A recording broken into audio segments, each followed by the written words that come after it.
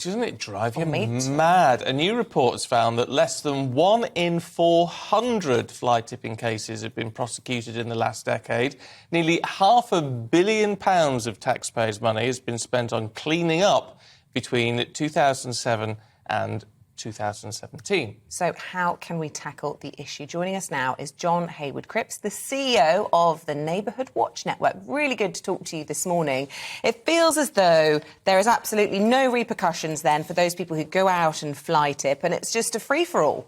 How can we sort that out? Well, that is fairly close to the truth. I mean, I think, as you said, the number of people that have been prosecuted for fly tipping is woefully low in the UK and has been for some time. And I think it's one of those awful situations where it's difficult to catch people fly tipping, and the prosecutions have been tiny, and also the punishments are low. I mean, the maximum fine is £50,000. That is almost never applied to groups that have been fly tipping. It's usually much, much lower than that. And I think a lot of the kind of organised crime and people involved in this factor a potential fine into what they're doing.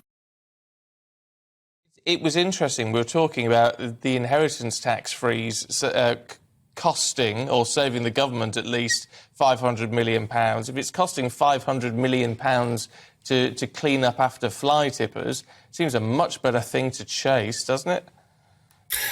Completely. I mean, I think, as we know, councils are those that try and fine and prosecute fly tipping unless it is very, very serious or involves serious crime, in which case it's the Environment Agency. But we know councils' budgets are massively pushed at the moment, and I'm sure there are some difficult decisions being made by councils about whether they continue to fund things like social care or young people and the other things that they need to spend. We know that they're closing libraries and various things, and it's really expensive and quite difficult to catch fly tipping, because obviously fly tippers tend to do it in the middle of the night when there's nobody around.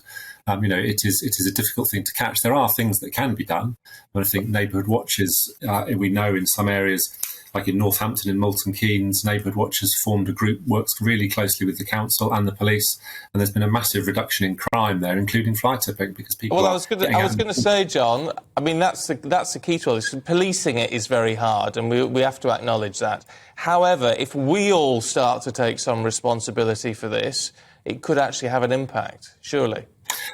Of course it will have an impact. I mean, I wouldn't want to put either of you on the spot, but I wonder how many times you've reported fly tipping, because I bet you've seen it lots of times. I can't think that I've seen fly tipping, but I tell you what, I've seen the consequences of it, whether it's a sort of sofa or a sink or a toilet on the side of the road.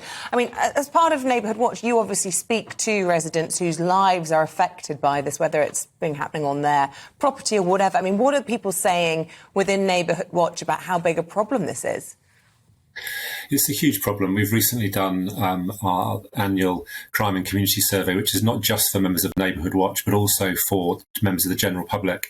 And 73% of responders were more concerned about fly tipping than any other crime in their area. And that's a response from over 23,000 people across the UK. It is a huge problem that people are genuinely really worried about.